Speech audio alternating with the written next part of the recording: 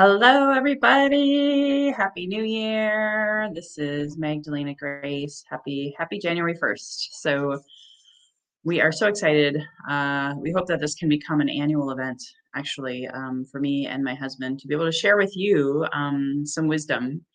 Part of the Healthy and Wealthy and Wise brand, of course, is to create that infinite wisdom within you and actually helping you pull it out from within.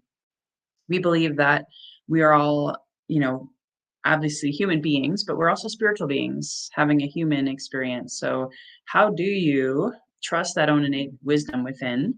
Um, and instead of looking outside yourself for your answers, we've kind of been programmed for that, really, with society, church, religion, institutions. Also, then as we get older, and as we start the healing path, to have our best health and our best wealth, there can be a lot of things that come up for us that aren't always pleasant. So myself and my beloved Emmanuel is going to be joining us. I'm actually going to bring you on now, Emmanuel. So welcome. Yay. Everyone. So this is a special New Year's edition of the Healthy and Wealthy and Wise podcast live stream. So it's not really a podcast today so much as it is your 2024 predictions for health, wealth, and relationships. My beloved and I are going to take you through meditations. We're going to take you through teachings. We're going to tag team on those teachings. And I thought what we might want to do, Emmanuel, is actually first start and share a little bit about our Lotus Throne Sanctuary first, get that out of the way, to be able to guide and direct them into our mission and our purpose. So I'll let you start, maybe share a little bit about your story, what brought you to the lotus flower, and a little bit about your journey. And same thing as we do inside of our ceremonies, actually. So take it away, Emmanuel. Yeah, thanks, Magdalena. Happy New Year, everyone. So this is Emmanuel. This very beautiful first day of the year 2024. Well, thanks for joining us on our little, telethon. So to tell you a little bit about myself, this world that I'm in now, which is all about healing and spiritual and emotional healing, is not necessarily one that I had spent the majority of my adult life in. It's been about 3 years now that I'm on that more committed journey into spirituality and healing myself and communities and other individuals through the grace of the divine and spiritual services. I grew up and went to engineering school. I still am a fan of science and engineering, and I worked my butt out through electrical engineering school, all the way to having a master's degree in that field. Went on to get another master's degree in industrial and systems engineering, and even went to PhD level in that same field. So I was really committed to the science and engineering path, as a young man and in my early professional career, and all the way until I was 50 years old. That's what I was doing. So I was a part of some beautiful projects in the United States, different places around the United States, different states, East Coast, West Coast, Midwest, South, not so much, but those areas of the United States have done pretty amazing work as part of the team, mostly as a consultant. And it was a beautiful ride from the perspective of, okay, I was able to practice the skills that I had learned in college. But deep inside, something was missing. Deep inside myself, it felt like there was a big major part of me that was not addressed. Not only that, but as we know, life can be a kind of a messy business every so often. And one of the reasons why we call our current home and practice and service of healing the Lotus Throne Sanctuary is precisely related to those facts, that life is messy, but that's not all there is to it. When my beloved Magdalena and myself, about 3 years ago, started looking, in a very honest way on ourselves as an individual, each within, looking at oneself, and then as a couple and as a family, because we have two kids together, we felt that we were not really where we wanted to be. We didn't have the joy, we didn't have the sparks, the magic within us. It was like we were on an hamster wheel of life, following maybe other people, maybe society, the expectations of society, and American culture, and not necessarily finding our true selves while doing that. So we find ourselves in the messiness of life, the murkiness of life.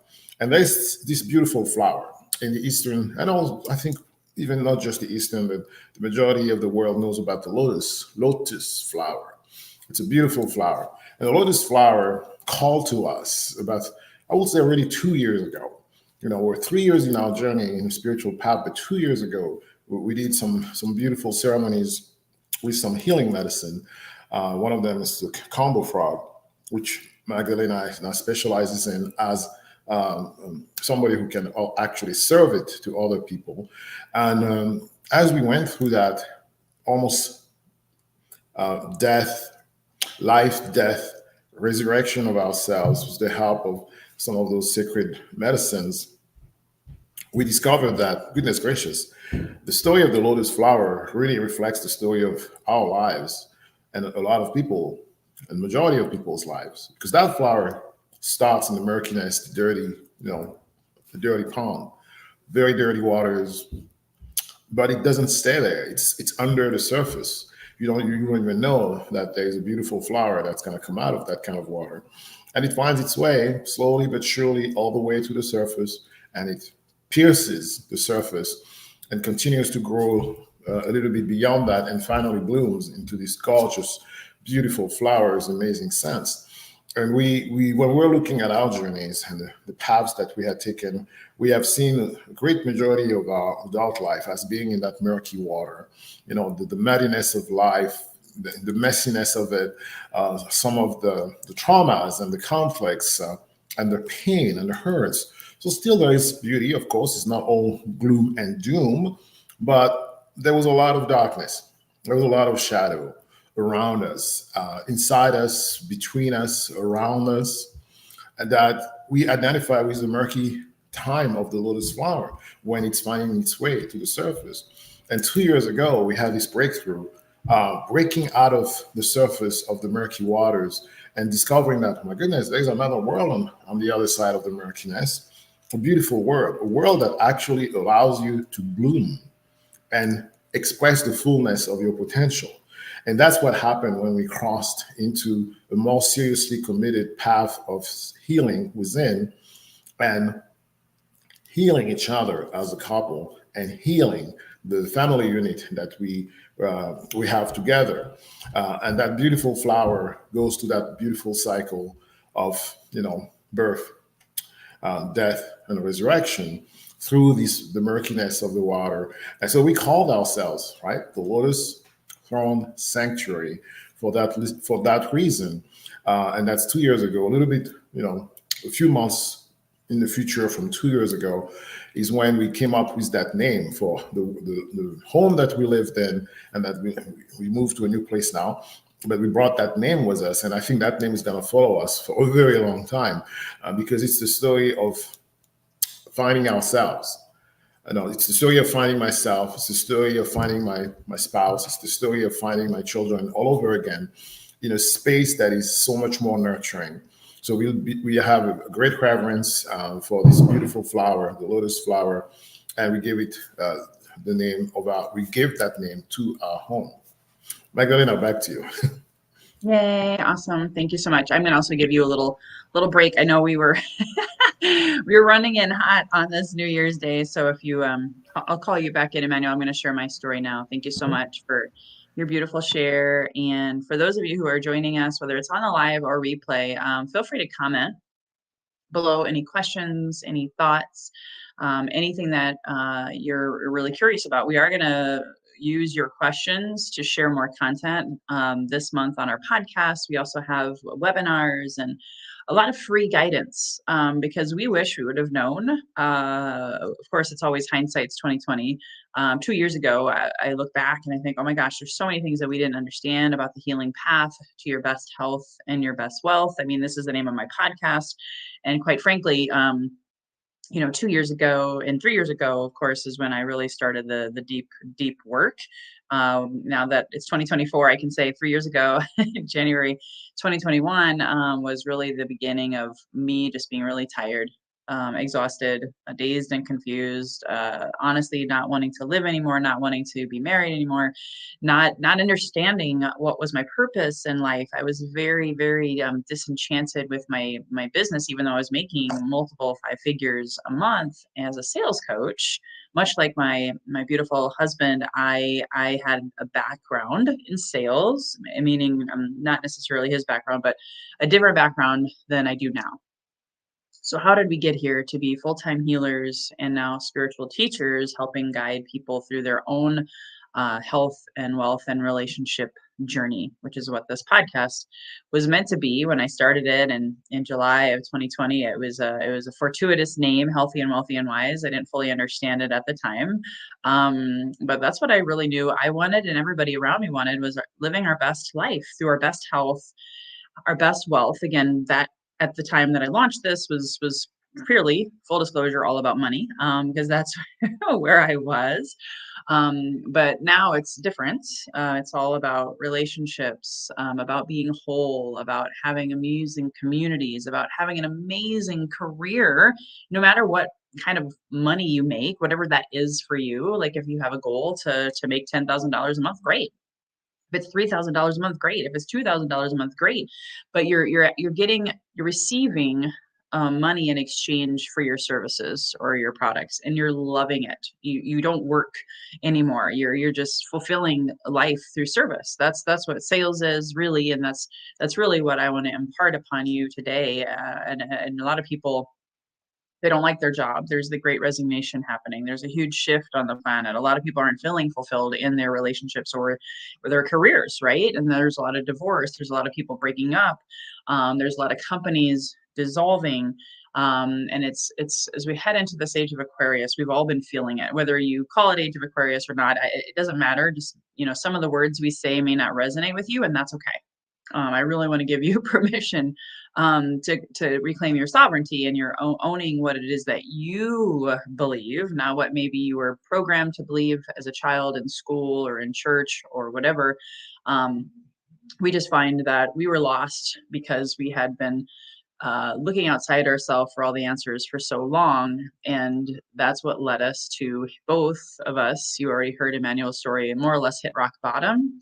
And so 3 years ago, when we started this path, we wish we would have known some of the things that we're about to share with you today. So whether you watch this for a little bit, whether you watch this for a lot, we are going to do a meditation here in a little bit after I share a little bit about more of what I learned in this evolution, this death and rebirth, like he was saying with the Lotus Throne.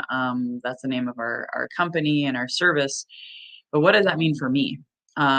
So really, I had given my power away to sales, to money, to other people, mentors, coaches, communities that were not fully in alignment with my truth. So when you surround yourself by a tribe, or you surround yourself by a group of people, a lot of times it's easier to get caught up in what is their thing, or what is their mission, or what is their core values.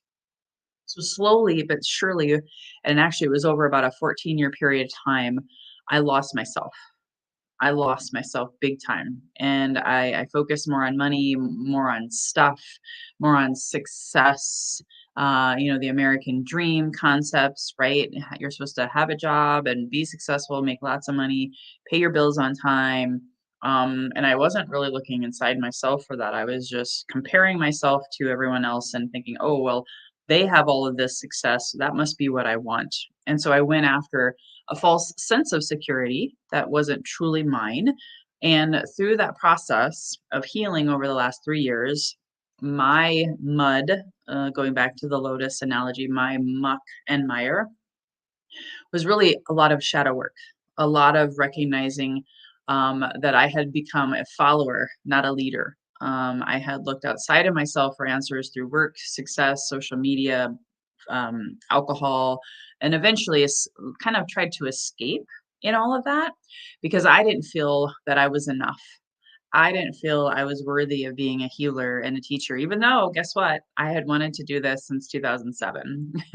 So if you do the math, that's 17 years of not living my truth and not looking inside of myself and trusting myself. I didn't trust myself anymore because I had created a lot of evidence in this physical world that I wasn't enough and that I had to do more. So I got caught in this vicious fight or flight response of my shadow and my unresolved trauma and a lot of unresolved grief that had pulled me down into the mud and kind of kept me there, honestly. I did not feel like a beautiful lotus or any kind of flower that's in bloom. I was really stuck in the muck and mud of life. And so through the past 3 years, I went through a lot of healing and a lot of shadow work. There's a great psychologist you've probably all heard of, Carl Jung. He says you can't really reach your tree branches up to heaven without first going into the depths of the darkness of the dark night of the soul of hell, if you want to call it that, and reaching those roots really, really, really, really deeply into that mud, into that earth, into that soil, and you're really getting rooted and grounded in your truth, not what someone else said it should be, but what is your truth. And the best way to do that in our experience is to do that shadow work, to purge the trauma, the grief, the self-loathing, the hatred, the shame, the guilt. A lot of the things that I learned, I had really been unconsciously leading my life coming from a wounded, traumatized space, not from a grounded, loving, compassionate space. So over the course of the last 3 years, I really resolved a lot of that grief. I really resolved a lot of that trauma, a lot of forgiveness, a lot of compassion for myself, of course, first, and then others. And sure enough, guess what? I shed 35 pounds and kept it off, by the way.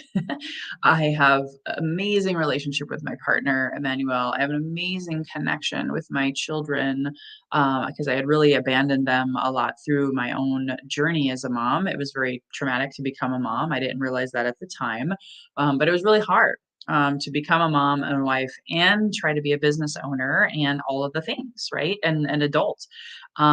So through that transformation, that metamorphosis, I became that lotus flower, that rebirth, that renewal, and really fell in love with myself, fell in love with life, and my health improved. My Hashimoto's numbers decreased. My, again, the weight came off. My gut health got back to an amazing, amazing space. The gut brain is so, so paramount to the head brain, and of course, my heart brain, which had been locked and shut down for years and years and years, opened up again. And so that I could be the light that I was born to be. I could shine my light with love and compassion and truth. And then for me, that was the health, but then the wealth was communities that were in alignment and integrity with who I truly am at the core of me.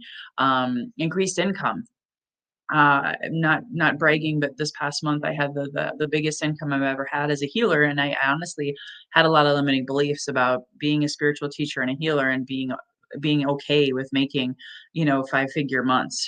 So there was some blocks there that I also had to clear, to be able to be of service and to be in alignment, to also have the proper offers, to really feel passionate about my business. Again, wealth is not just about money. It's also about loving what you do and doing what you love and feeling really connected to your service and being not prideful or boastful about it, but being humbly honored and integrity and truthful with yourself so that people then want to hire you. Because if you're in integrity and alignment with your own healing as a healer or a teacher, people will want to work with you, but you've got to be in alignment.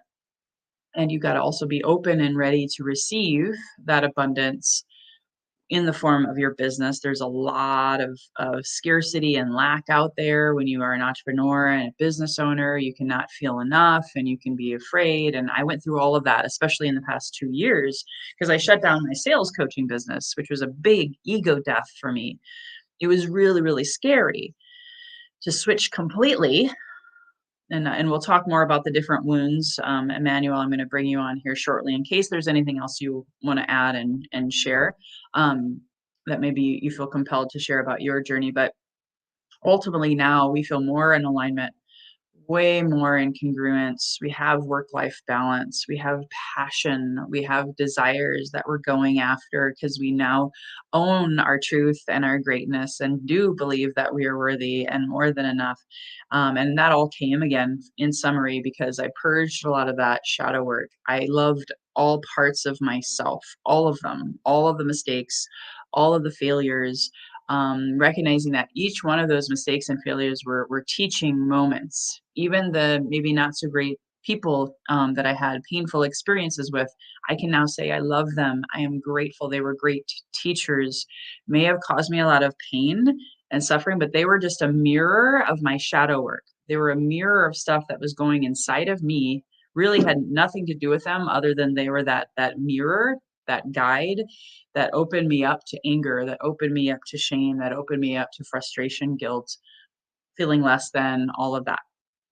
So through all of that transmutation, going back to the lotus throne, the throne part, in summary, is about reclaiming your sovereignty, not giving your power away to substances, to people, to places, to things, even to victim mentality, because I was there for quite a while. These things were done to me, right? Whether it was family of origin, whether it was business partners, whether it was, love partners, it caused pain and suffering. And that's our human existence, is to remember that everything happens for us, not to us. And also everything is happening to help us remember how to love ourselves and others. And once you can become into alignment, then things just sort of, you don't get triggered as much. Things just sort of roll off your back when you're sitting on your own personal throne and reclaiming your sovereignty, as opposed to blaming, shaming, projecting, or having that kind of like victim mentality. We want you to reclaim your power. And oh, by the way, your power is within. You've got to, as within, so without. So that was another huge realization, that everything was happening for me, to help me reclaim my power and my personal sovereignty, which we are huge fans of not being your gurus. We're not here to tell you to be like us. It's more about how do we help you reclaim your sovereignty so that you can be more like you, your true authentic self, and have freedom, have money, have health, have relationships, and be able to navigate, because we're still human, right? We're still going to have stuff that comes up for us. Honestly, we have a lot of stuff going on right now that is still a pretty big deal, but now we just soften and observe and be the witness, as opposed to making these negative, again, perceived negative, like wounding things all about we did something wrong, we were bad. No, we take ownership of where we're at, and then we work together now as a couple, also individually, and then as a couple, to help guide and support ourselves to manifesting our best life. So Emmanuel, do you want to add anything to what I just shared? Thanks, Magdalena. That was beautiful, so profound, and touching my heart every time we get a chance to share some of these epiphanies that we've had. I think it's a grace. As Magdalena said, we don't really see ourselves as gurus going up there, hey, worship me, or I have the new truth. Whatever we say is the ultimate truth. None of that, and we learn it the hard way. And I do believe that the lessons that came through our lives, some of them being very difficult and harsh to experience, were for our greatest good, to really help us, as she said, reclaim that sovereignty within, starting at the individual level, because you can only give the abundance or the surplus of what you have, so that we have that sovereignty. We can reclaim it as an individual and then bring all the beauty, all the treasures outside of us. So it reflects around us in the relationships that we have and the activities and services that we conduct. So to give a kind of also a very, very powerful piece of testimonial about what happened to me. Why would an engineer, I was pretty successful. I've been published multiple times. I've worked on big projects for big government agencies as well as big corporations. That's the American dream, right? I'm pausing there to make sure you catch where I'm going here. I did all these things, but still there was a lot of internal shadows, things also that were traumatic, right? Traumas that happened to me as a young child, as a young adult, and also as an adult in my life. Being a Black man in America, you can only imagine. Coming from Africa on top of that was not an easy ride. Coming into the United States and finding even just the professional path that I chose was not an easy one. It was very, very demanding and required incredible dedication, focus, and also, some kind of genius up there to get to do the things that I did. But with all that, what made me change? What was compelling enough to tell me that this is all beautiful, but there is more? And it wasn't a more in the sense that the greediness of the more, like I want more, or what's my next mountain to climb? That's not what I'm talking about. I'm talking about the kind of more in the sense of, is there more truth to my life? Is there more truth to my being than what I've experienced so far? And that's really the big question that hit me and hit my beloved, particularly when the pandemic started. It was a very interesting time for, I'm sure, a lot of people. And for us, when the pandemic started, when things slowed down, it was the big slowdown of the whole world. It at least gave myself an opportunity to start reflecting. And then we had losses. We lost parents, we lost family members. And all those things come as, again, teachers to give us an opportunity to reflect more on the meaning of our own lives. And not only that, in my particular case, and I know I'm going to go a little esoteric, but I want to say those things because, as I said, I wouldn't be speaking about these things of that nature if it really was not an important element for me. I do believe it's completely important that I share this. As I say, I'm not some kind of who guy by birth or anything like that. But maybe by birth I am, but that's a different story. But through my life, right, I was very scientific, rational. I've been trained for that. I worked for that. I created projects that depend on rational thinking, calculations, coordination, predictions through math and science. But something happened to me in 2020 that I was not expecting would happen to me. As people started dying because of the pandemic, I was visited by souls of people who passed. And that hadn't happened to me in such a blunt, in my face kind of manner until then. And I was visited by family members, my own as well as family members of my beloved Magdalena, who had died. And they came to me and they were asking me to wake up. They were asking me to open up my eyes. They were asking me to take time to look inside and discover truly what this life is all about. And I consider that some of the most beautiful gifts, because their lives ended so that maybe I can go through my own resurrection while I'm still here, completing my own earth time, living as a human being. And some of them I knew, some of them I didn't know. They came to me. And can you imagine how much, I won't say trauma, but how disturbed or disturbing this was, or how disturbed I became? I couldn't sleep at night. I would hear voices. I would feel, things touching me. And I freaked out. And I told my beloved, I'm like, what the heck is going on here? We got to do something about this.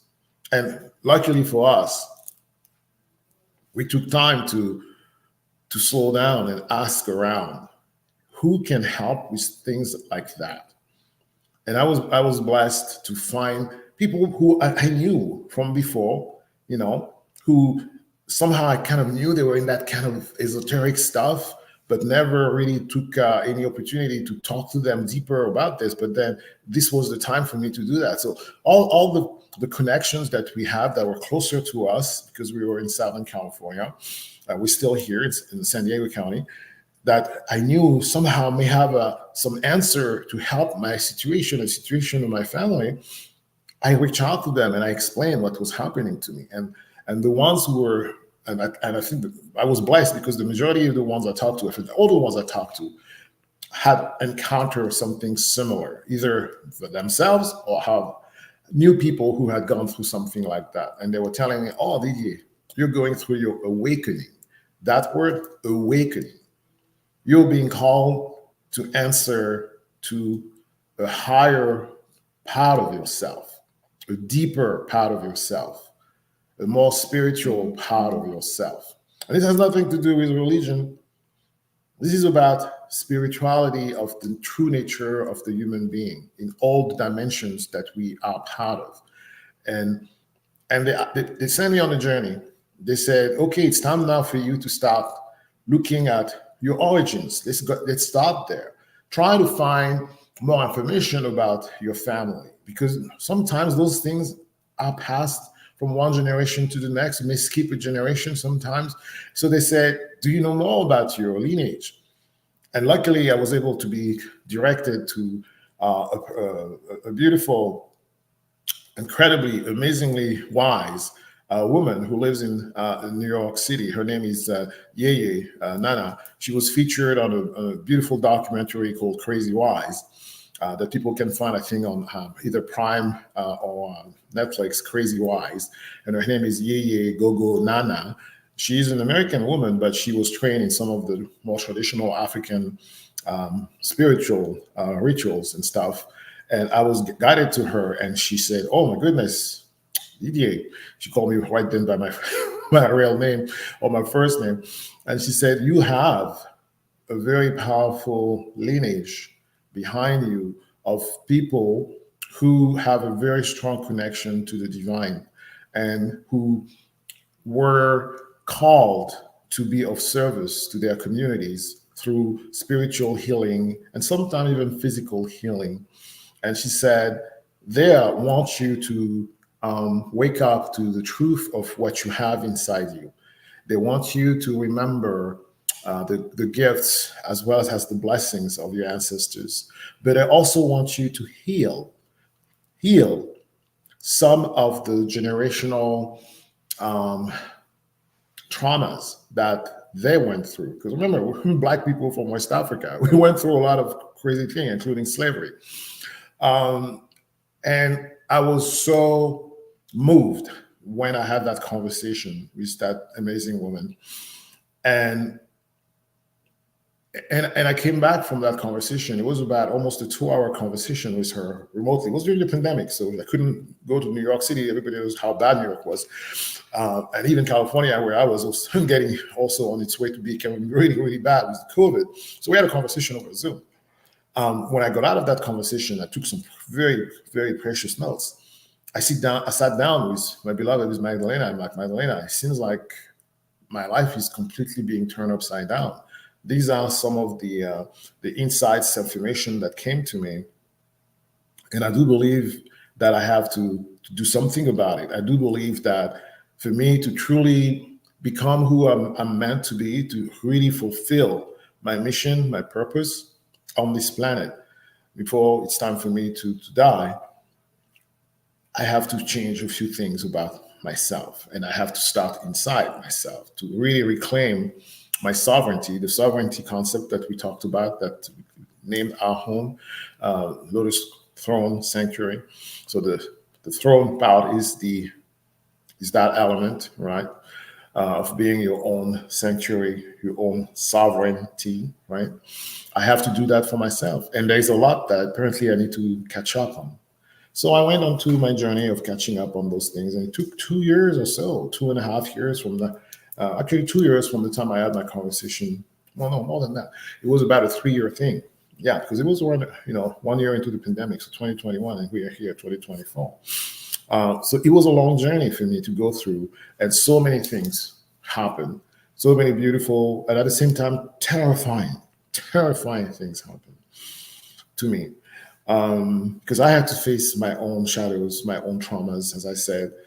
As a child, I had some interesting traumatic experiences in different countries. I had spent time in France. I spent time in West Africa, Cote d'Ivoire, West Ivory Coast is where I grew up. A little bit later in my childhood, I started in France. The great majority of my early childhood was in France. Then I went back to the Ivory Coast, stayed with my family over there, and then came to the United States almost 30 years ago. But the things that happened to me during my early years, in France and West Africa, some of it created some traumas in me, right? And I needed to heal that. I needed to go back and be able to meet myself where I was stuck. So there are parts of me that were stuck in time and I needed to go. And there's still some. This is a long journey and it's not something that ends easily. You got to go through a very beautiful journey. It's like an epic journey to get to it. But in the past 2 years, I would have to say the journey has been amazing. It's been wonderful. It's been mind blowing beyond anything that I could have imagined. Not only finding reconciling myself with myself, being able to show to myself self-love, forgiveness, patience with myself, healing my ancestors, asking for their grace and their blessings to be passed on to me. And they did it beautifully. And so thankful, so grateful for that. That I discovered that my life truly has to incorporate what Magdalena and I are doing now. It was meant to be. It was meant for me to get to that point. And everything that happened to me, whether pleasant or unpleasant, happened for me so that I could be exactly where I'm at now, telling you what I'm telling you now. So we are sharing those very intimate details about ourselves because we are very passionate about it. It transformed our lives, as Magdalena said. It gave us more fulfillment as individuals and as a couple and as a family. And these are some of those treasures that we want to bring to other people. Because as she said, I wish I had found all the things that we want to be able to provide as services. I wish I had found them packaged that way when I started. But again, everything happens for a reason. We were supposed to go through that, so we'll learn the lessons. And the lessons are not just for us to keep to ourselves, but to be able to share them with community. And that's what we're doing in this moment. Magdalena, back to you. Yay, thank you so much. Yeah, there's a lot to share, and you guys can always check out. We have a webinar coming up next Tuesday. If you're not able to stay here this whole time, I realize this is kind of a marathon. And we also have a lot of other videos that we've been doing recently inside of our YouTube channel. So, hey, if you're just joining us live, we'd love to hear from you. I am going to be doing a guided meditation next. Emmanuel, I sent you a message in the private chat. So what we're going to do next, we're going to do a guided meditation. So hopefully you're not driving. It's going to be about 10 minutes or so, and I'll explain what it is first, then we'll do it.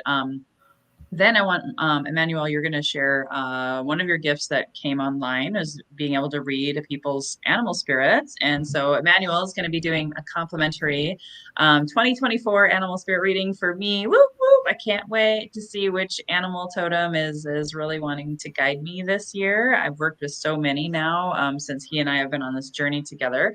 We'll explain more about that. We're also going to be talking about the runes. The runes have ancient wisdom to share with you. So after Emmanuel does the reading and talks about his story, we'll transition to the runes. And depending on where we're at and how many people are still live, we may cut this short early, but we also have other teachings about ancestral healing and a whole host of other things that we want to talk about. So, Emmanuel, I'll let you join me for the meditation. I'll put you backstage though, and then when I'm done with the meditation, I'll bring you back on to do the animal spirit reading. Sound good? Awesome. Okay, great. So if you're joining us, we'd love to hear from you. Please comment below city, state, country you're tuning in from. We'd love to give you a shout out if you're on this live.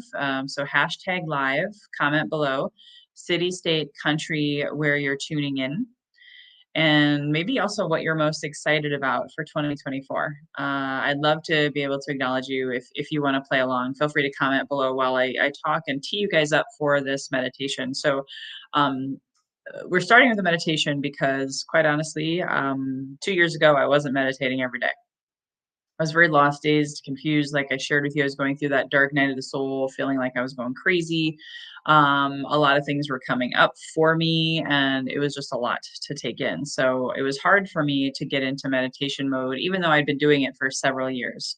So I want to take you through a guided meditation now that I now do in all of our ceremonies. It's also something that I will do if I'm feeling a little out of sorts. And it's actually a chakra clearing. If you don't know what chakras are, I'm not going to give you a whole monologue or teaching about that per se. Just know that when we were born, even just as we were coming into this life, into these bodies, and again, we believe and teach that we chose these bodies, we chose our parents, we chose our karmic lessons and our wounding that really a lot of us, I think, are waking up to right now. And if you don't understand how to cleanse and clear yourself, it can be it can lead you in a very erratic, lost, dazed, and confused space. You may not function as well. It can negatively hinder your health, so on and so forth. And so your chakras, we have our seven main ones. There's more, but the for all intents and purposes, our physical body houses seven chakras. We have the root chakra at the base of our spine. We have the sacral chakra, which houses a lot of our digestive organs, our sexual organs. It's around the navel of our belly button. Then we have the solar plexus, which is right in our power center. It's the power center is at the sternum. So if you, in order to really feel that expand, you actually have to sit up really tall. And so that's another reminder of what we're going to do during the meditation is we're going to have you stack your spine and be in full alignment. So you want to be seated. So make sure right now, if you're just joining us, we're going to do a meditation. So go ahead and grab a chair. Above the solar plexus is the heart chakra. That's a very very important space for all of us. Your heart, brain, and grief and a lot of different things can be blocked in your heart. And we want you to be unconditionally loving and compassionate and kind to yourself. So the heart chakras are really really important. Then you have the throat chakra. Throat chakra is of course where you want to speak your truth. And you hear, your voice to be seen, to be heard. A lot of us had that shut down as a kid. I even manifested an autoimmune disease in my throat. If that tells you anything about my experience with the throat chakra, I really blocked it for a really, really, really, really long time. Then, of course, we have the third eye. That's helping with, vision, clarity. Some would say intuition. It's where you can really connect with that divine guidance. The pituitary, the pineal gland, of course, connecting then also to the crown chakra, where that one is actually the last one to be developed, whereas the root was the first one to be developed, and so on and so forth. So roughly every 5 to 7 years, or as we get older, our chakras are developing. So I truly believe that there's no accident that my husband and I were both right around it was right around 45 to 50 years old where things really started, the shit started to really hit the fan. And it was because that's around roughly the time frame that the third eye and the crown chakra are fully coming into wanting to be developed. And if at any time during those, from in utero to 0 to 50 years, you've had trauma, you've had bad things happen, right? Which is hello, that can happen, right? For all of us. Then you can get blocked in those chakras. And if those chakras are blocked, those negative emotions, especially those lower three chakras, the root is the fear. Fear blocks that chakra. A lot of people will escape or disassociate, or in my case, I turn to alcohol and busyness and overdoing, overgiving, because I didn't want to feel the fear, right? And then there's the sacral. Oftentimes we say that it houses the guilt, especially if you've had sexual trauma or you've been shut down sexually, which can happen in a lot of religions or just life in general. Your creativity gets shut down. You feel guilty even about your gifts and opening. And a lot of times people feel guilt about receiving money for their services. So if you're an entrepreneur and that sacral is shut down, guess what? That's kind of a big deal. And then the solar plexus being the top of the three, that's again, oftentimes we're shame. We're feeling shame about our truth. We're feeling shame about our power. So we give our power away to people, places, things, substances, institutions, organizations, all of that kind of stuff. So this meditation that we're going to do now is to help you to cleanse and clear and to really remind yourself to hold yourself, to love yourself, and to get rid of all of those negative emotions that can be blocking your chakras, which can be blocking you from receiving and living your highest and best version of yourself. So let's go ahead, get situated. If you're just joining us, feel free to comment below #live where you're tuning in from. And if you see value in this meditation just right now, if you want to hit the share button, depending on where you're watching. This could be a time for you to share it with a friend, okay? So what I want you to do is just go ahead, sit back, relax in your chair, getting ready to receive, quiet the mind, turn off any notification noises, turn off a phone or do not disturb. Airplane mode would be a good place for you right now. Close your eyes, sit back, feeling your spine nice and tall. So really stretch out and make sure you're not hunched over or, seated forward or slumped in any way. Hopefully you're sitting in a chair where you can feel the backrest of the chair and feeling supported from the chair, feeling supported from the earth right now. And I want you to tune into your breath. Noticing if it's shallow or deep.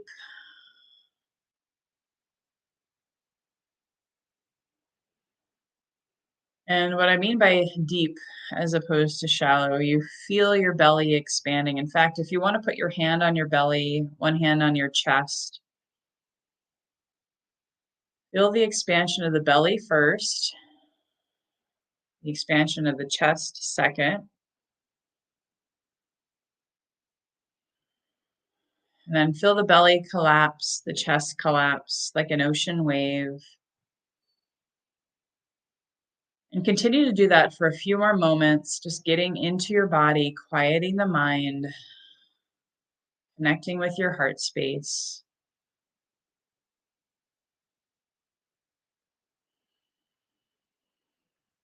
Starting to notice your toes relax. Even feeling your breath going all the way down, not even just to your belly or chest, but all the way down to your toes, and feeling those toes relax, your feet relax, your ankles relax. Your shins and your calves relax. Your knees are relaxing. Relaxing your thighs, your hamstrings, quadriceps. Allowing your pelvis to relax. Really just feeling the connection with the chair underneath your butt. Feeling held, feeling your belly relax, feeling your lower back relax, your upper back, your shoulders, releasing any and all tension that may have been there. Feeling your heart and chest open and expand, relaxing your throat, relaxing your jaw, letting your tongue just rest, not having your teeth clenching or your jaw tight, just relaxing your jaw, your face muscles.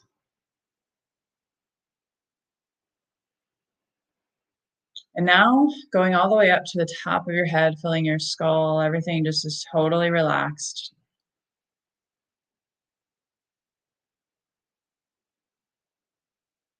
And let's go back to the base, to your feet, to the floor, and just 2 feet below the feet, below into the earth.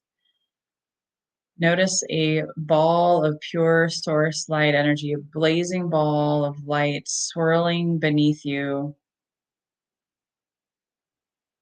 Just beneath maybe the base of your chair, you see that ball coming up through the earth, coming into your root chakra, swirling and turning full of vitality and energy, energizing you, coming in and swirling around your pelvis, around your perineum. Through that area, it's eradicating any fear you have in this moment, any sudden triggers that may have triggered you recently, just allowing this bright, pure source light ball of energy to eradicate that fear, opening you up to love, opening you up to feeling really grounded, noticing that there's a cord coming out of that ball from your root chakra, and it's going into the earth all the way down to the center crystalline core grid, and it's grounding you. Feel held, but also feel connected to the earth beneath you. Feeling so grounded, there's no desire to run from the fear, only to see it, to accept it, to love it. Say thank you for being here. Thank you for speaking up. I see you. I hear you. I acknowledge you. And noticing the ball transmuting that fear into love and light as now the ball goes up your spine into your sacral chakra region. Cleansing all the guilt from 2023, any guilt that you felt around your sexuality, any guilt you felt around your creativity, any guilt you felt around receiving money, pleasure. Just go ahead and notice that ball swirling around that navel of your belly, front to back, any sexual traumas, any repressions, just opening you up to receiving abundance, opening you up to acknowledging the guilt, allowing it to be seen, to be felt, to be loved, and transmuted with this ball of light.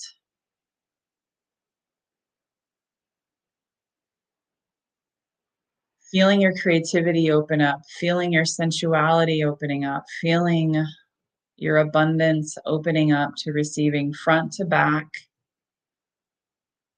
Also opening up and clearing your digestive system, cleansing and clearing your gut brain of any candida, any free radicals, any toxic bad bacteria that may have been blocking your digestive system because of this chakra being clogged by guilt.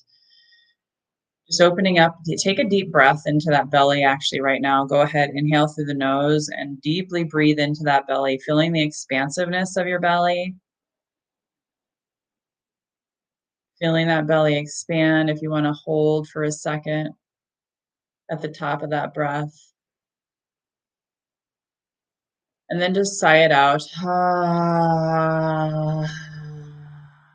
Flattening the belly, saying thank you for the cleansing and the clearing and the release.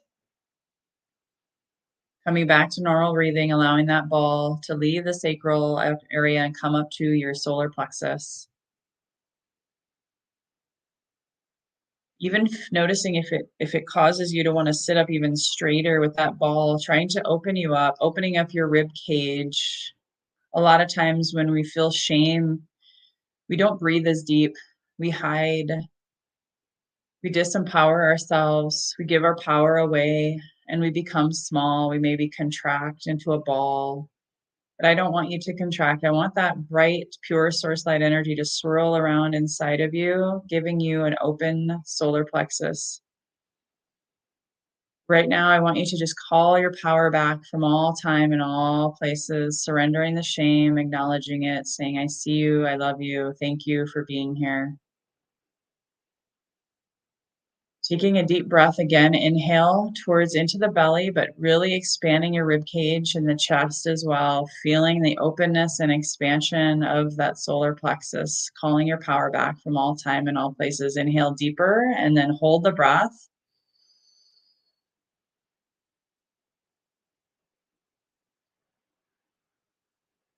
And then exhaling it out.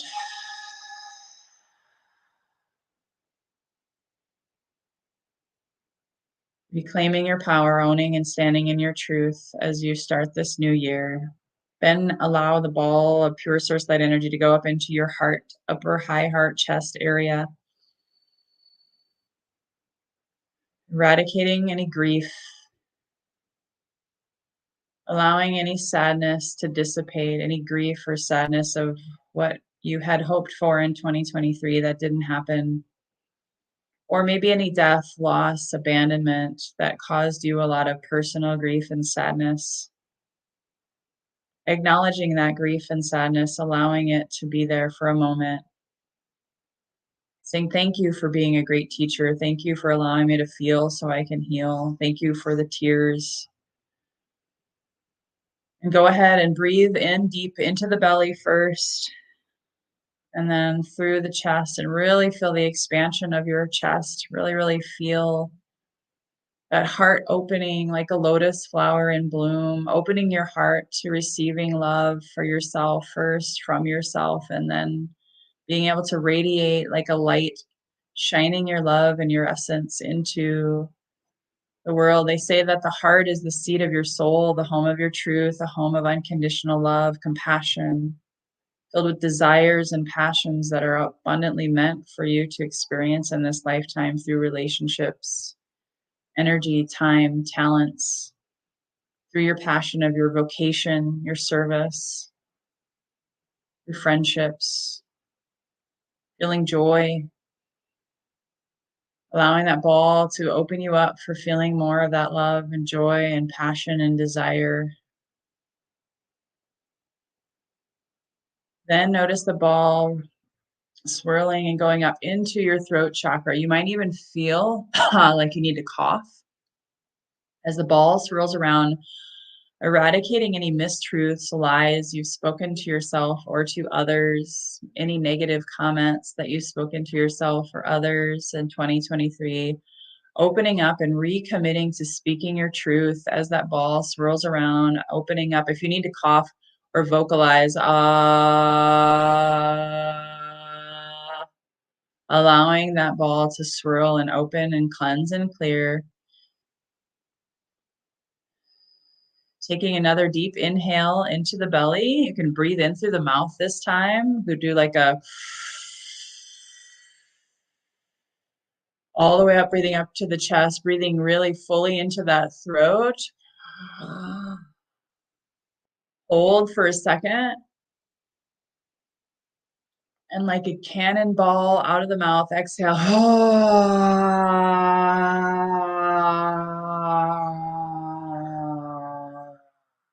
Let's do that one more time. Go ahead, inhale into the belly, through the mouth this time. Inhale through the mouth, deepest inhale.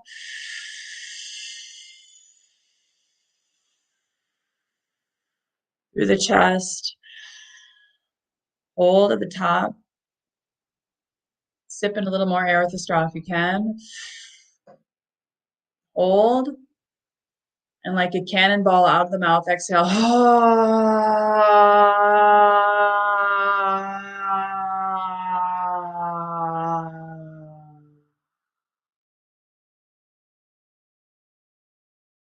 Noticing how your body feels right now as you allowed that release, that beautiful, beautiful release.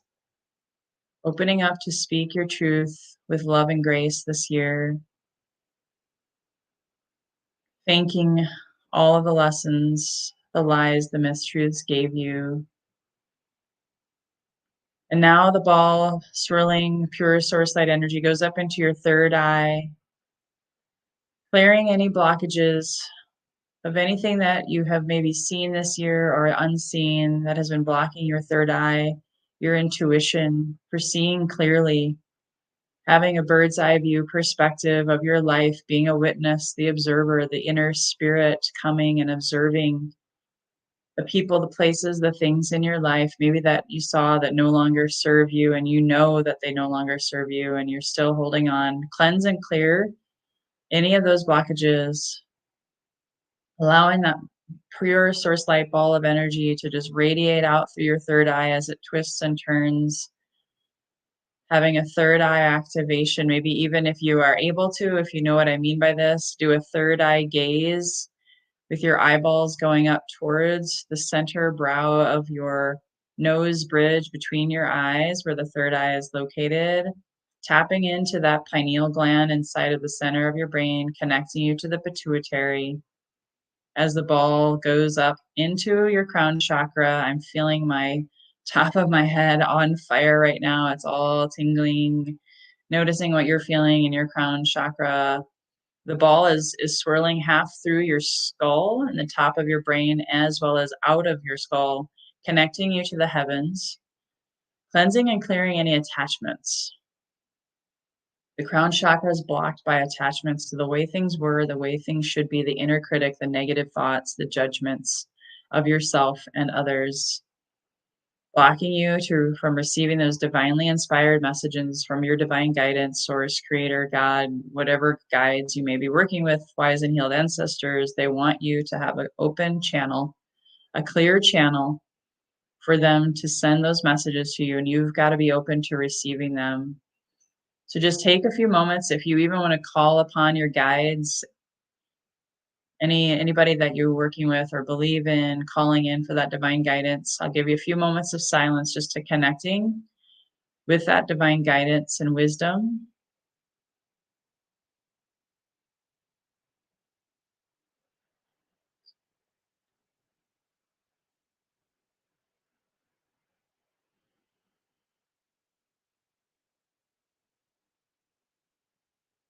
Allowing for that brilliant wisdom to be coming into your body, into your third eye, for clarity and vision for 2024.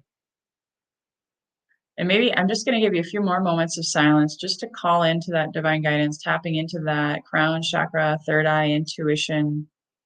Now that you have a clear path, a clean slate, a new year, a new month, a new day, what is it that you want to call into your life for 2024?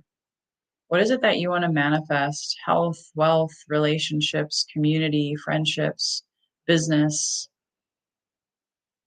Tune into that while I give you some silence.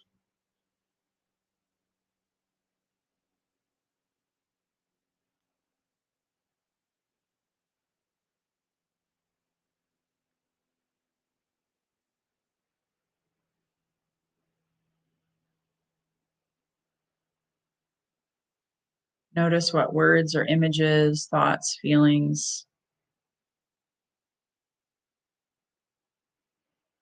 And with a bird's eye view, like a traveling into a time capsule of your future, look, jumping ahead to the end of 2024. As a result of this meditation and this recommitment to your truth, how does 2024 end for you? What have you created? What have you manifested? Who is in your life? What does your business look like? What does your bank account look like? What does your health checkups and numbers at the doctor's office look like? How do you feel in your body? I want you to tap into that time machine, imagining it's December 31st, 2024.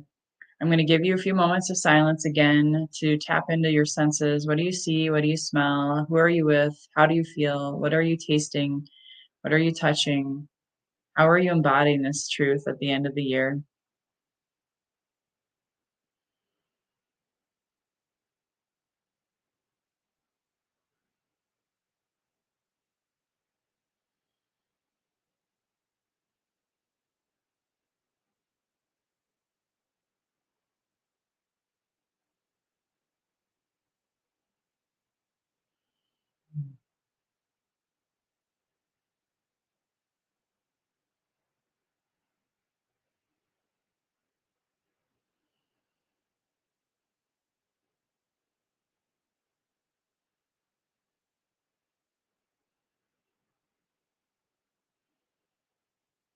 Imagine that like a movie screen now playing above your head, that fullest embodied manifestation of all that is your divine abundant reality for 2024.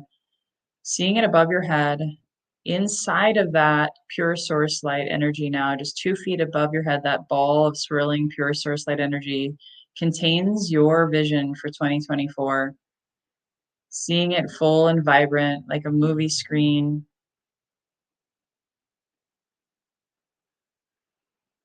With gratitude in your heart and a smile on your lips, noticing the ball now swirling back through your crown chakra, gathering up speed as it goes through your third eye, cleansing and clearing any last bits of residue of any of those negative energies or emotions or thoughts, feelings, going through your throat, going down into your heart, your solar plexus, gathering steam as it goes through the sacral and the root, down through a cord that connected you into the earth, taking it all the way through that cord, all the way to the center core of the earth, the crystalline grid, and that ball is there with the collective, with all of us here that are doing this meditation now. We are all connected. Our visions are fully intact. Now, all we've got to do is go and take action on our dreams, our desires every day.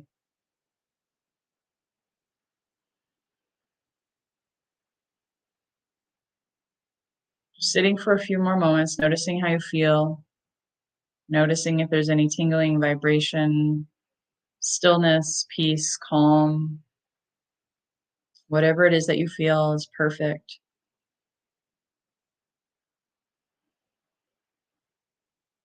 You have your hands on your body, go ahead and drop them down on your lap, your thighs, your knees, wherever they land is perfect. I'm going to take us through one collective deep inhale through the nose and sighing out through the mouth in just a moment, just to kind of come back to the room, be regrounded, reconnected. Go ahead now and inhale through the nose. Inhale 1, 2, 3, 4. Hold at the top. Sipping a little more air through the straw. And then just sigh it all out through the mouth.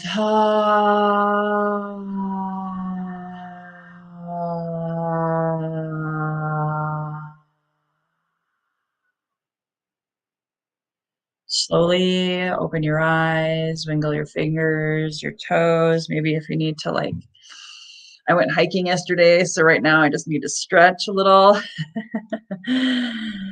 Coming back to the earth, coming back to your body. If anybody would care to share, feel free to comment below how you feel, whether you're on the live or the replay, letting us know. Emmanuel, I'm going to invite you back here in just a moment. So the goal of this meditation, of course, was to help you cleanse and clear and letting go of 2023. You know, we can't go back, right? We've shut the door on that year, and now we begin a new day, a new dawn, and even being open to the possibilities, being open for something wonderful to happen. And anytime you feel stuck, blocked, and that can show up with anxiety, it can show up with depression, it can show up with fear, it can show up with a trigger. If someone says something and you feel pissed off, you take something personally, just know that there's a variety of things happening for you. It's a shadow that wants to be seen. Maybe it's a gut health thing. Maybe your gut microbiome is off. Brain health is definitely great, but it's all starts in the gut brain. And all of this work we just did is meant to help cleanse and clear you and the chakras energetically. Now, there's other ways that, of course, we believe that are even more impactful, like the combo frog medicine, plant medicine, as well as daily meditations, getting into a practice, building a practice. That's what took me 18 months, and I'll let Emmanuel speak and share his story and all of that. But being able to go into the stillness daily, and if this meditation works for you, you can do this on your own anytime, without even the recording. So just remember that you're being blocked somewhere for a reason. It's happening for you. And you've got to learn and go inward to figure out, where is this guilt, shame, fear, anxiety, depression, fixed, attached, holding on to something that, no, it has to be this way. It's supposed to be this way. All of that can, create dis-ease in our bodies. And we want you to be healthy and wealthy and wise. And so the wisdom is taking time every day to go in and really figure things out. And of course, we're here to help you every step of the way. Another thing that helped me was working with my animal totems and my spirit animals. So Emmanuel, I can't wait for you to share stage. But I first would like to hear how you're feeling after that meditation. Ooh, that was so good. It was beautiful, beautiful meditation, clearing all the chakras. I'm feeling energized during it. My hands were vibrating. I could feel, kind of almost like the flow of energy along my spine, which is great because that means the chakras are actually open and flowing and doing what they're supposed to do. So that was awesome. Yeah, thanks for that reminder. I didn't go into the whole story. If you aren't familiar with chakras, the idea is we have what we call life force, prana, chi, central nervous system, right? The brain is connected to the spinal column, and the chakras run down that. And if they're blocked, it can, I believe, can cause back pain. It can cause all of those emotions to be driving you. And so I had the same thing. My hands were buzzing, and I just felt a lot lighter at the end, even just leading it. So thank you so much. And so, Emmanuel, I don't think you need me here. Do you want to just dive in and start telling your story? And then when you're done, I'll come back and you can do my animal spirit reading for 2024. Sounds great. Let's do this. Okay, so animal spirits. So let's give you a bit of a context around this. So we live in this natural world, right? We're humans and we have other species. We have this beautiful life, this beautiful planet filled with all kinds of life and life forms. And I believe, and it's not just my belief, it's something that is very common around the world, that there is a lot of wisdom in nature. Being a scientist and an engineer, I can tell you that some of the greatest breakthroughs in science and engineering came from watching nature and understanding the wisdom in some of the natural processes and being inspired by that to create, devices and systems that could help humanity in its needs. So nature is filled with wisdom. Nature has been around way before human beings have been on this planet. Our beloved planet goes back billions and billions of years. So there is incredible wisdom in nature. And I do believe that some of the ancient tribes had a lot of reverence and respect and connection to nature because that's the planet that holds us, right? Think about it. We are, all of us, all human beings here alive are being held by this planet. And that planet, Earth, is the natural world. And we are trying to, find our way, our humans, on that planet. So that planet has a lot of wisdom to share with us. So animal spirit reading is just, a bit of a theatrical way, if you wish, to look at it or think about it from that perspective, a bit of a theatrical way, to look at the wisdom of nature. And it doesn't really matter to me, which tradition, spiritual tradition or religious tradition you have affinity with. That same planet holds all of us. The wisdom that planet Earth has within her is for all of us. And I do believe that the beautiful animal creatures that have evolved on Earth also evolved for all of us. And they each have some wisdom in them, and it's even in a Western culture, because I know for sure that a lot of the tribal cultures have this very strong connection, understanding, wisdom of nature, how to work with nature, how to be in sync with nature, not abusing nature or but also finding ways to survive, because nature can be pretty harsh too. So they have found that wisdom of how to be to live, you know, in some kind of symbiosis with Mother Nature. So I know they have that wisdom, and they've used the spirit animals all over the world to convey some of those lessons of life to their, you know, their communities, their children, their society, and all that. In Western culture, something similar happens when you hear stories of fables where particular animals are used to represent what we call archetypes of, you know, of different things. So there is this natural thing about nature that brings a lot of wisdom, a lot of lessons, a lot of teachings, a lot of advice that us human beings can benefit from. So that's really what this animal spirit reading is all about. It's nothing mystical or doing some black magic or anything like that. Nah, nah, nah. I'm not into that business. I'm into the business of the beauty, the perfection, the wisdom of nature. And one beautiful experience that happened to me is I was doing a very profound meditation, it's almost like a spiritual journey of my own. And without really even expecting it, I was taken into the natural world. I was taken to a beautiful garden, you know. So think about maybe my higher wisdom, maybe it's an angel, I don't know.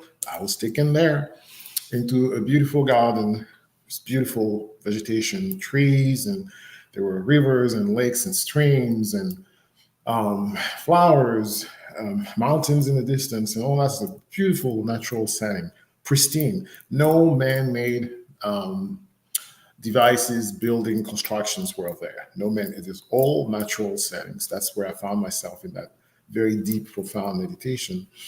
And there was almost like this fairy, if you want to call her, of nature, of some kind of um, nature goddess. Maybe it was the spirit of Mother Earth, trying to take a form that will allow me to receive more easily the wisdom that was being shared with me. I don't know. To me, it doesn't really matter which shape, form it was. It's the wisdom that came from it that I believe was the fruit of all of it. Is that, and I was guided then by this, if you want to see her as an angel, through nature, and telling me about a few animals that we were running into. I know that the Native Americans do that too. They will go on those quests in nature. So the chiefs or the wise men will take the younger ones in those walks, and they will teach them about nature and how nature has wisdom to share with them, right? Very, very beautiful teaching. So something similar happened to me. It was not an elder Native American chief or an elder from my own tribes in Africa. It was this, you know, like fairy queen, you know, angel looking like being that was incredibly loving, incredibly kind, incredibly wise, walking me through the garden and telling me about different animals. And it went on for 3 hours. 3 hours of having that incredible out of body experience with the wisdom of nature. I think that's really was Mother Gaia, our planet, finding a way to communicate with me, to tell me things that are important and that were important for me to receive and understand, because something came out of that for me. So I think there was about something like 43 different animals that we encountered and spent a little time with them. And I was being taught by the Mother Gaia, if you want. Let's call her Mother Gaia. The wisdom that came with the particular animal. So we met lions, we met elephants, we from all the different areas of the earth, right? It was not just jungle. We met sea creatures, dolphins and whales, and as well as jellyfish, octopus. I mean, some of the sharks. And also, so there was those marine kind of animals. I had that. Then I had animals that fly, you know, the eagles and the butterflies, as well as so all the insects. Some of them were there. beautiful hummingbirds, crows, ravens, all kinds of beautiful animals, and then land creatures too, right?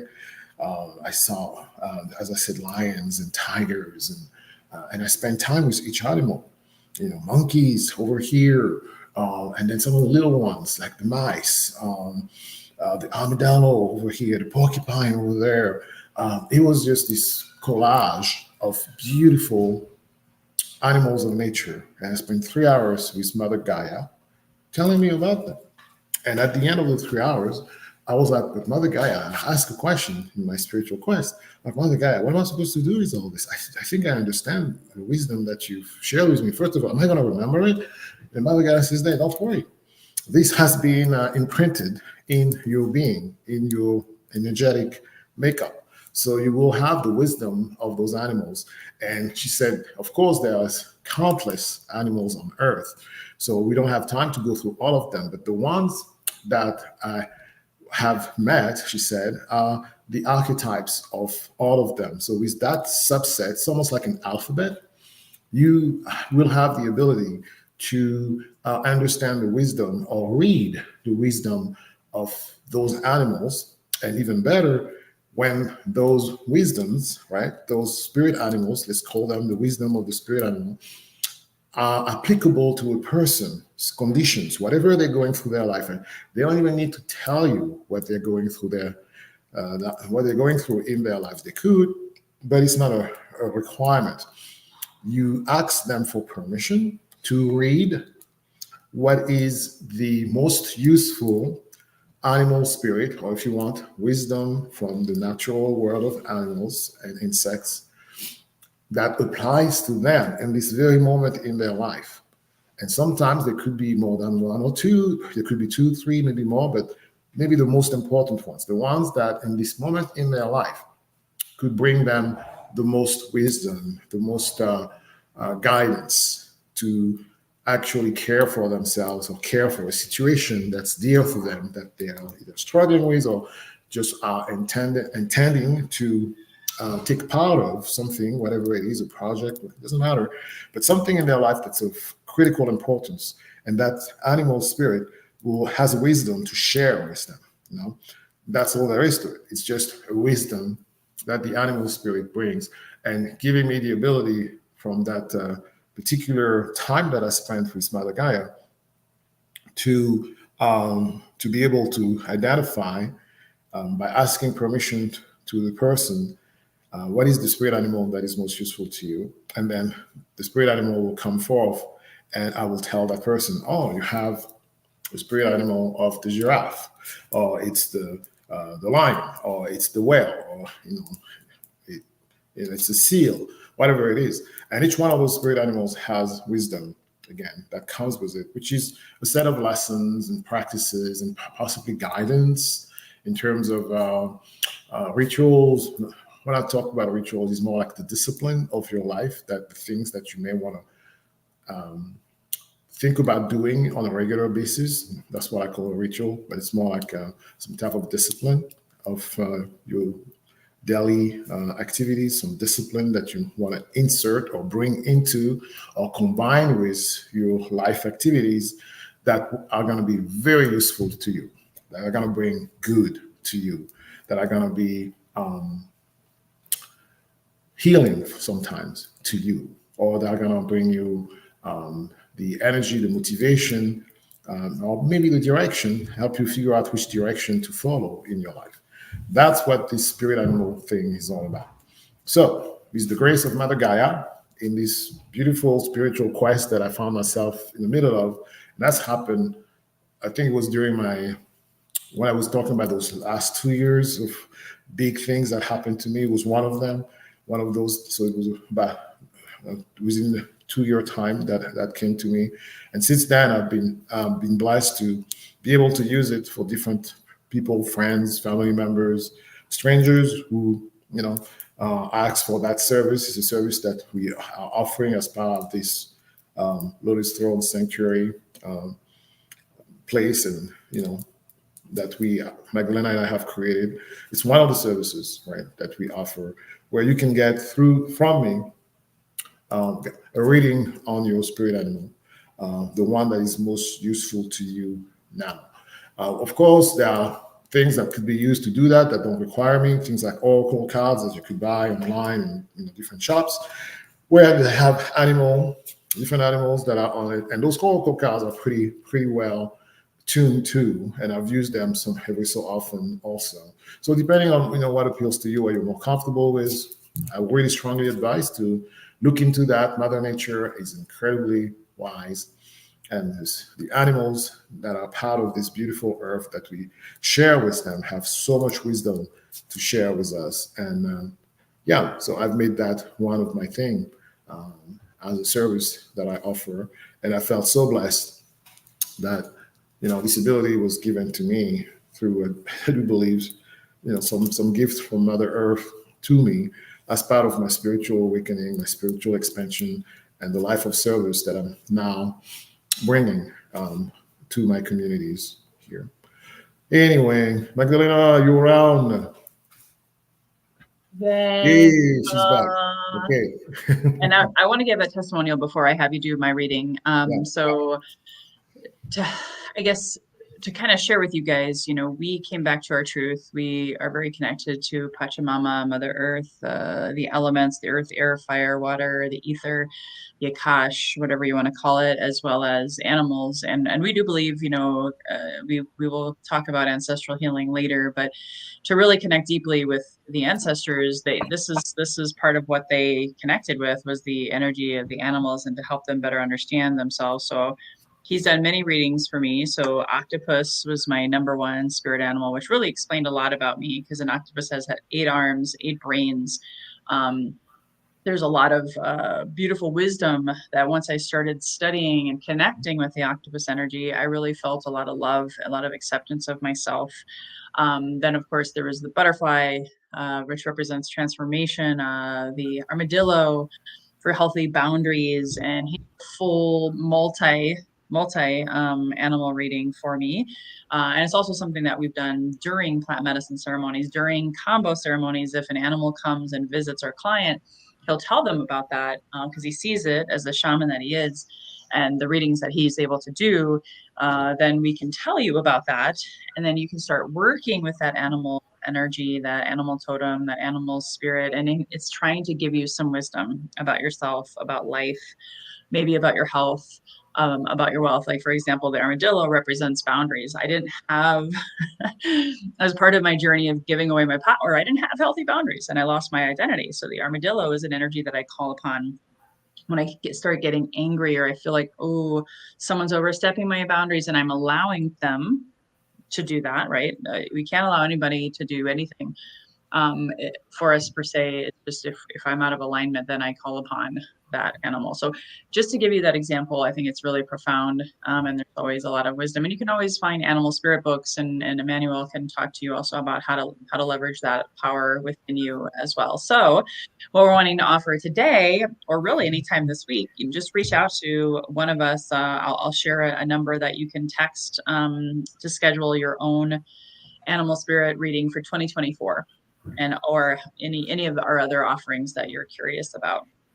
So for me, my 2024 animal spirit is something that I'm going to be working with, maybe not even all year, but as something that I know that I can call upon, that because of his wisdom and his abilities, then I know an extra energy that can be working for my highest and greatest good. So, Emmanuel, are you ready to read? Tell me what I need to do. Okay, so I mean, in case there's a bunch of them that show up, I want to be able to write them down if they come. There's always a possibility. Okay. There's always a possibility that multiple, because we're looking at the whole year, 2024, but we're gonna go after the most useful, like the main theme, like the central energy or the wisdom of nature, of the spirit animal that will be the most useful to you throughout the whole year. And there may be a few others that are going to come to complement, right, and balance possibly what you need to make it a beautiful, successful year for you. So all I need is, again, Magdalena, do I have permission to read your most useful spirit animals for the year 2024? Yes, you do. Hey, thank you. Okay, so let's do this. Pretty simple. You don't have to do anything. You just be your beautiful, lovely self. And I will call upon those wise animals to come forth and tell me or show themselves to me so I can tell you which ones are willing to help you the most this year. Okay? So I just got to close my eyes a little bit. And I see this can be done remotely. You know, it doesn't matter how far you are. You could be on the other side of the planet. No difference. The connection still works as long as I have your permission. Okay. So let me see.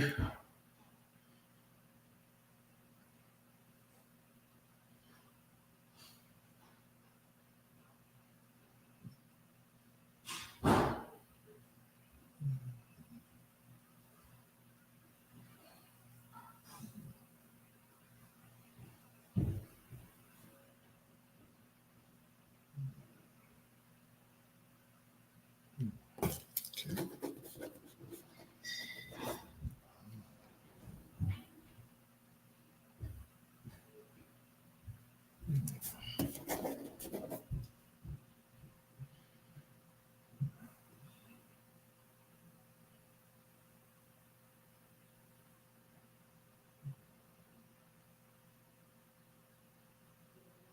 Okay, I had two already.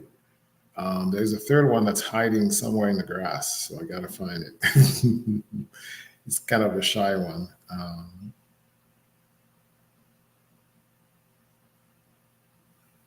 Oh, okay, that's an old friend of yours. Okay,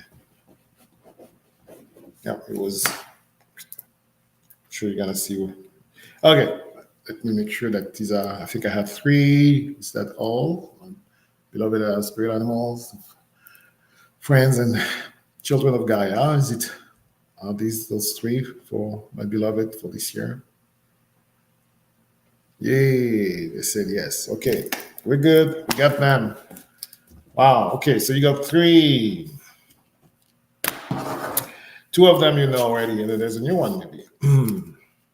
So the most important one, which is very interesting, I don't think you ever have ever seen this one around you, but it was the first one that came like really strongly, like jumped almost like, whoa, somebody, this is my chance to be of service to you. So that wisdom is coming really excited to serve you. It's the Ahina, number one. Yeah. Wow. Oh, good. So number one is the Ahina. So we're gonna go into finding out about them. Number two is your beloved Fox. Uh, Oh, Fox is still there, really loves you with all of its wisdom and wit, charms, and yeah, all the things foxes can do. And the third one is also one of your old friends, the armadillo.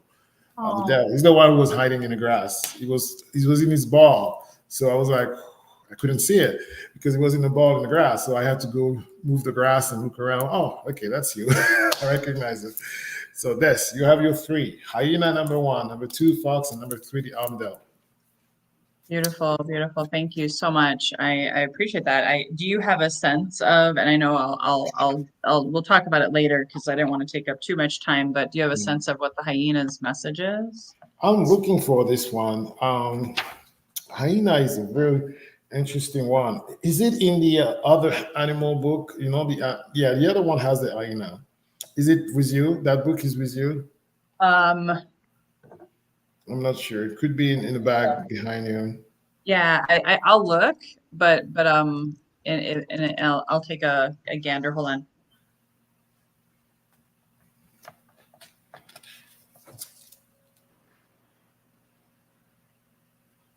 Yeah, I don't see it right now. I just You know what I'm saying? Oh, yeah. I see it. It's right here. I'll grab it. Okay, cool. But And that's great because it's interesting because he's read, just so you guys know, he's read for me before. And the fox and armadillo they've been with me now for quite some time, and they are very, very profound.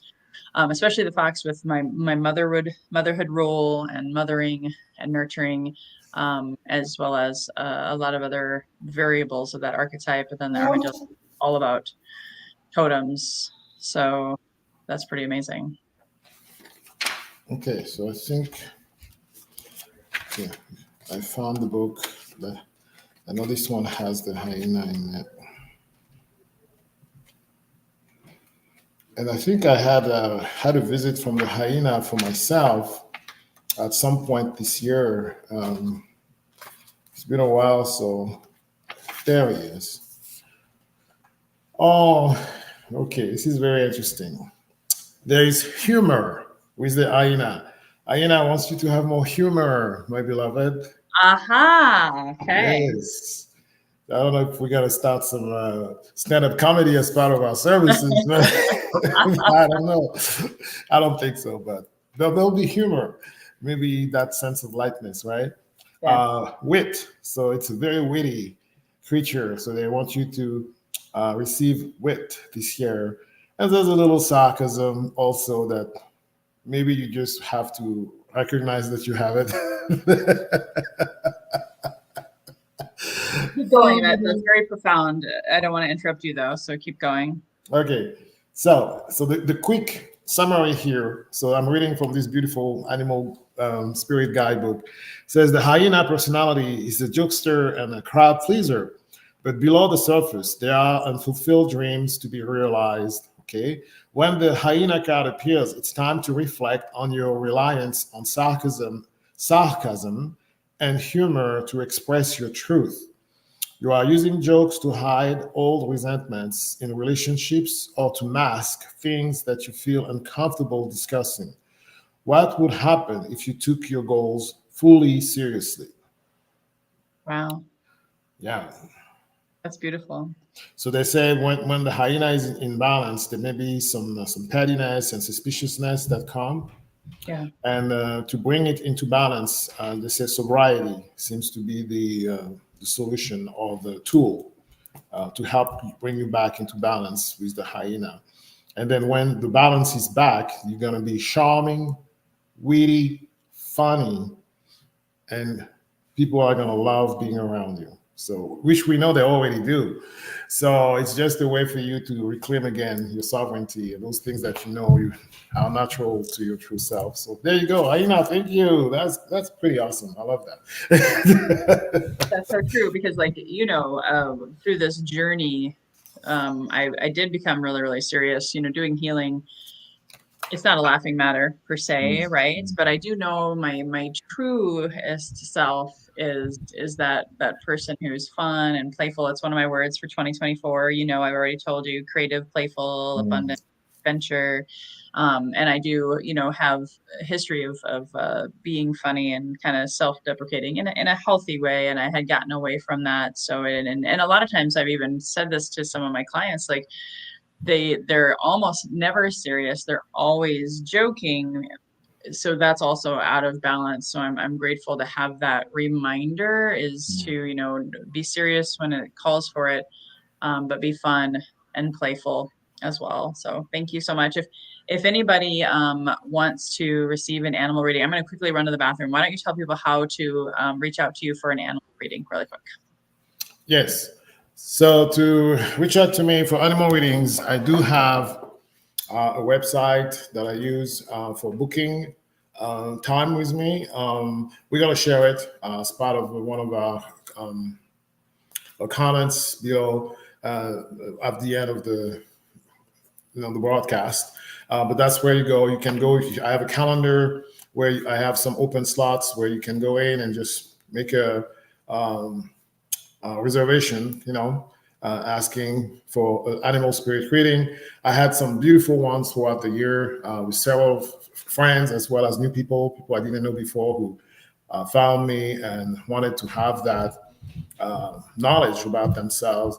And I can say for real, without really trying to, tap myself in the back or, you know, uh, it was very accurate. Every single time I've done this without fail, it has always been accurate, and they've felt it and they've given me that feedback like, oh my God, this is so real, so true.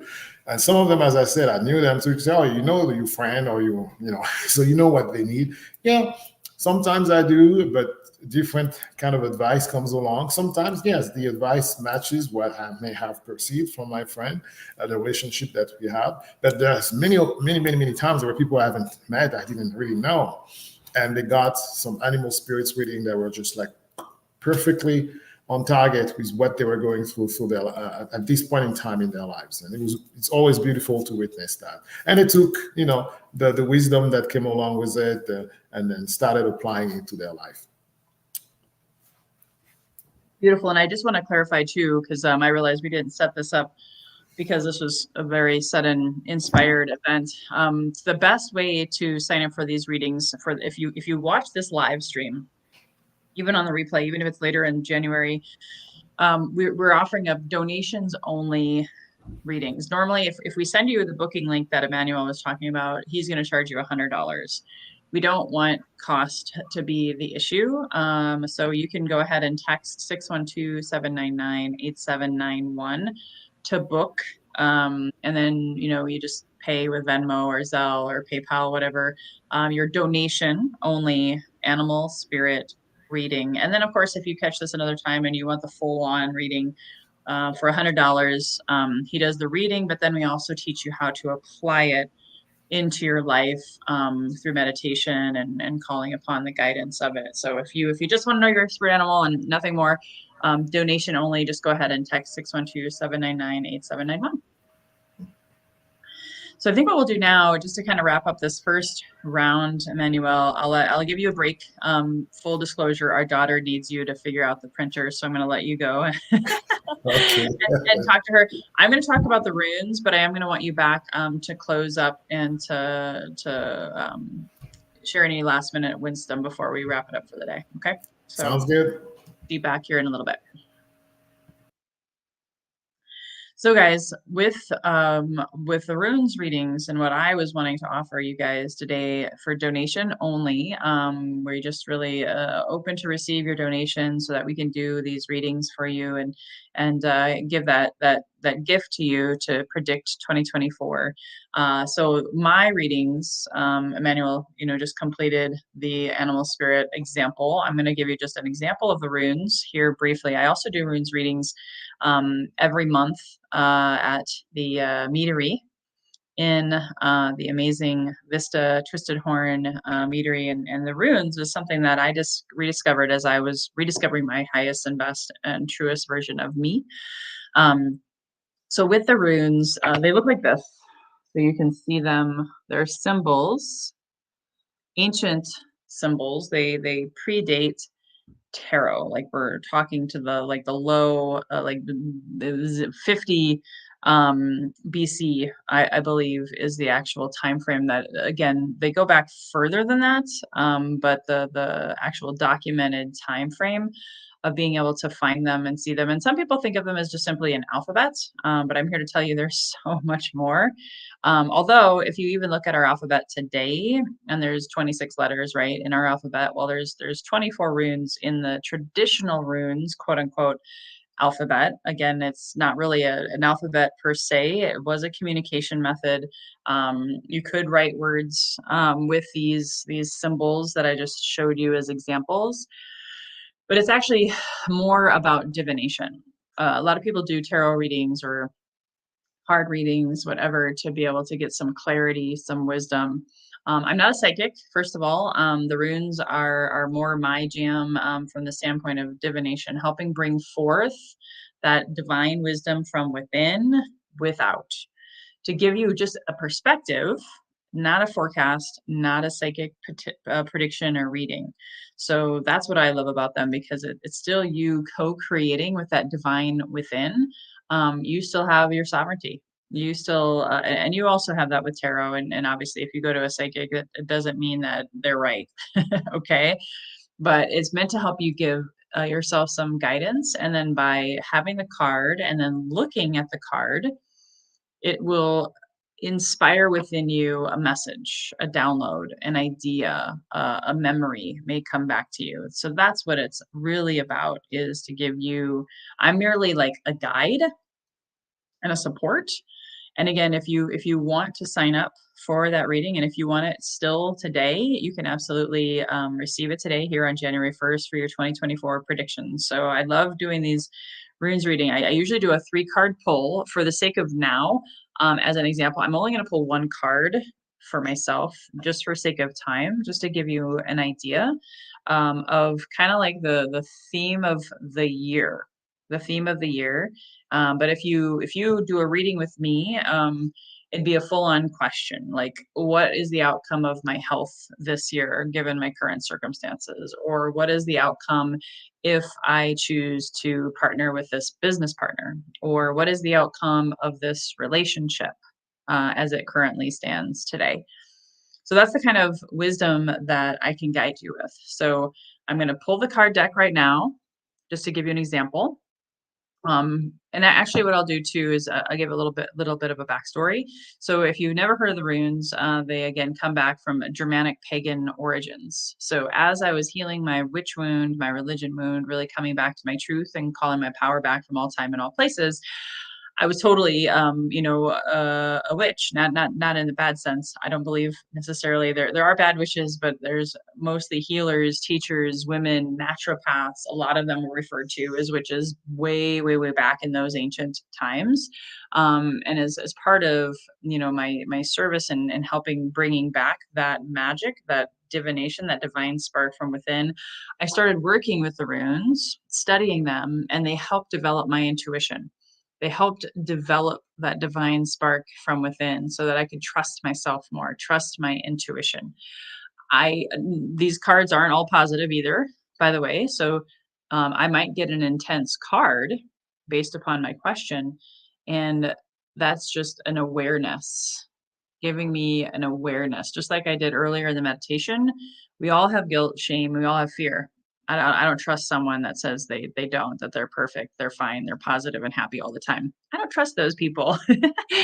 We are human, and we are here to experience these emotions. It's just we don't want to let them control our lives. You can have a harsh card pull or reading, but that doesn't mean you downward spiral. It's just an awareness is up, and maybe there's something you can do to change your ways, your behaviors, your thought patterns, your actions in alignment with what this card shows you. And I work with these every day. Full disclosure, this is part of my daily practice. I can teach you on how to do this as well. It's part of my spiritual teaching and mentorship when I work one-on-one with someone. But at the end of the day, I can do a complimentary or not, donation only reading for you to kind of give you a taste of what this can do for you if you're into that kind of stuff, right? So working with these has helped us manifest a lot more in our lives as well. It gives us guidance. It helps us give us direction. We moved into a new home actually as a result of getting wisdom from these cards, and it's our dream home. So I'm also telling you that the reality of what this can bring from within to without can change your external circumstances. And if you want a different home, a different relationship, a better business, a better health, whatever, better income, this is another tool that we can help provide you with. So I'm going to go ahead and I'm going to shuffle the cards.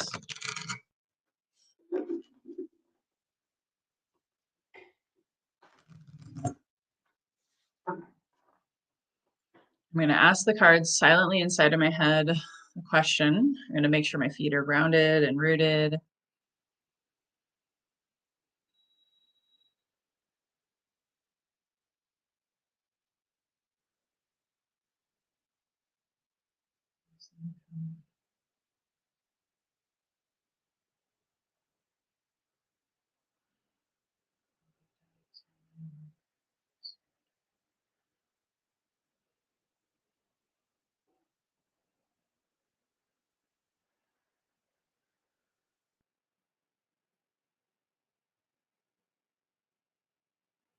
Beautiful. So I pulled this card, and I did ask a business related question. I'll just give you that. I won't give you the specific question just for, confidentiality, but this is Kenaz. So this is all about enlightenment, passion, education, being on fire, gaining insight and knowledge, and basically being a beacon of hope and inspiration, which is exactly what I want to do in my business. So that is very, very encouraging. It also talks a lot about passion and desire and even sexuality, which is great, knowing what I've been talking about with my awakening with my business with the sacral chakra. it's making me aware to really be in tune with my sacral chakra as well, because that's all about sexuality, desire, openness, receptivity to receive abundance. So the Knas is also a representation of the torch illumination. It's going to illuminate a lot for me in this specific area that I pursue in my business this year. So part of what this is telling me is I got to be really in tune again, still with my inner game, insight, knowledge. It also does encourage education. So this year, for this particular area of my business, I may be pursuing more education to be even better at my business and my service. So this was really, really profound. Really grateful that I pulled this card. So if this calls to you, if it's something that interests you, please reach out to me. Again, you can text for the donations only reading 612-799-8791. So now, Manuel, I'm going to be bringing you back on to close us out. I know originally we had thought maybe we would go 3 hours, but I think this is a good natural stopping point. Yeah, How I do you? believe so. Okay, Yeah. cool. Do you have any closing words, thoughts, and then we'll invite them to our webinar next Tuesday? Okay. Yes, absolutely. The the only thing that comes to me now in this moment is just really sending blessings from the deepest part of my heart to all of you, and telling you thank you for watching us, thank you for being part of this life, this existence, this moment, this particular moment in time. Thank you for being here. Thank you for being you, whichever way you are. Doesn't matter. I want to thank you for being you. If you are happy, if you are sad, if you're reflective, if you're confused, it's all for you. And I want to thank you because as you show up for yourself, you show up for everybody else on this beautiful planet. And thank you. Really great, being grateful that you're here this year, 2024. And we've learned the hard way that it's not a given. It's not, it's not something we take for granted to still be living, breathing, walking, talking, thinking, dreaming, planning. We have this life that's given to us that we is such a precious thing in all of its forms. And then I know some of the forms are not pleasant. Some of the forms are so difficult to just experience. But because of that, because of the sacrifice that you're making for those of us here who are going through hardship, difficult time, pain, sorrow, heartbreaks, I want to thank you for being who you are, for being here in this moment, in this life. From the deepest part of my heart, thank you for starting 2024 with us. Thank you. Beautiful. Thank you so much. I appreciate you guys. We want nothing but the best for you, whatever that is. And sometimes, and we can speak to this. Sometimes the best is what feels like maybe is the worst, the deepest shadow, the deepest hurts, the deepest pains. And we also, this is why we have a shamanic initiation that we're launching at the end of this month, because we know what it's like to do that alone. We had to sort of piecemeal our mentors, our teachers, our medicines. We didn't have a one-stop shop, unfortunately. We created something because of what we went through, because of the pain, because of the torment, because of some of the health challenges that came up. Because when you're healing, sometimes it's got to get worse before it gets better. I know some people hate that saying. I used to, but what you resist persists. And we had to have like a 2x4 to the head. and to the heart and to the body. It was like a full body blow, in order to wake up and go through the spiritual awakening and to remember who we truly are and why we're here. And so if you're a light worker, you feel you are, if you feel like you're having a dark night of the soul and you want guidance, you want help, or you just want the best health, the best wealth, the best wisdom you could possibly have for yourself in 2024, we have a program for you to consider. So next Tuesday, the 9th, 5 p.m. Pacific, you can join us to learn about this shamanic initiation through a free info session. And again, the whole idea is to help you wake up to your truth in a safe 8-week container, with an in-person retreat one weekend in February, but then everything else is online virtual. So you'll get your spirit animal, you'll get your runes read. You're also going to be taught how to do your own divine meditations and guidance and wisdom and practice. There's going to be a lot of shadow work with me.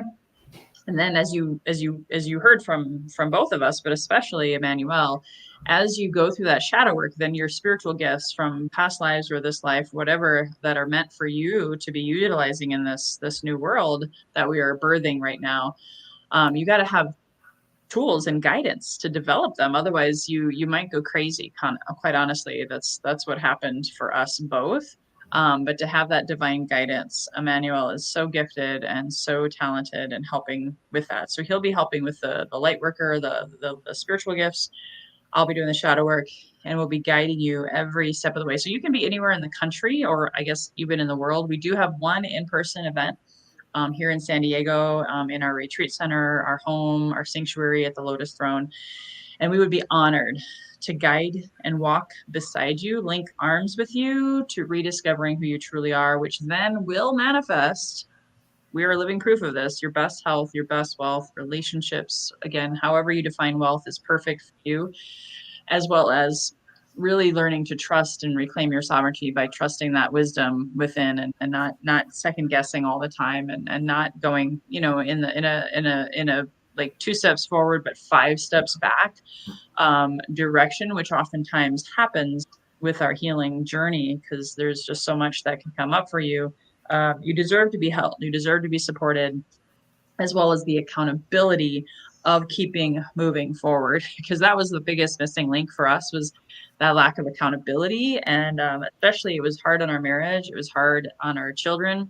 And so once we got out on the other side of it, we said, okay, we don't want people to go through what we did. How can we create something that's in alignment and more succinct and save you tons of sorry, tons of my time and a ton of money is what I meant to say. So that was my hyena coming out being silly. But anything else? Otherwise, Emmanuel, we'll close it off. That's it on my side. All right, guys. Well, until next time, here's to your best health, your best wealth, your best wisdom. We love you. We appreciate you. And here's to your best year ever in 2024. Bye-bye for now.